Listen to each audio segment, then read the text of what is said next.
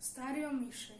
Va omišej se pasuje med dvi koloni, ke su se načinili kad se bake šte. Na plovaniji je samo bokunička štela, ploča na koj piše V ime Božje Amen, 1476. juna, kad se poče zidat taka šte. Va ime Ivana i njega sina Mikule. Drugi kamiki su zazidani va zidi od stare školi, plovanije, općini i ambulanti. Po mestu se pasuje cesticami, ke su široki toliko da se čovjek i tovar moru pasat kad se škuntraju. I tako reš i prideš do place i smitira, a tamo je ono najlepije, omišljanska crikva ka se zove Uznesenje Marijinoga. Zbog donjih ili velih vrat je rozeta i ploča na kojoj piše Kiju je udela i koga leta, i jedna mala pločica na kojoj je udelan lav.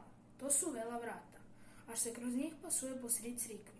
Tuda gredu dičica ki se krste, oni ki se pričeste, ki se birmaju, virovjani i svi mrtvi.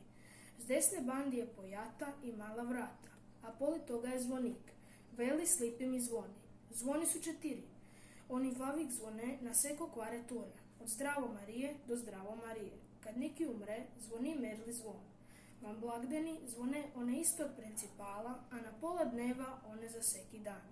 Kad se zismitira poprtiš na placu, zlive bandije crikvica, kad se dopera samo na blagden Svete Jeleni mučenice, a ono će nekad bila gradska loža i atilje od jednog slikara, ili po domaću pitura, napisao Tino Eles, 8. razred područna škola Omišalj.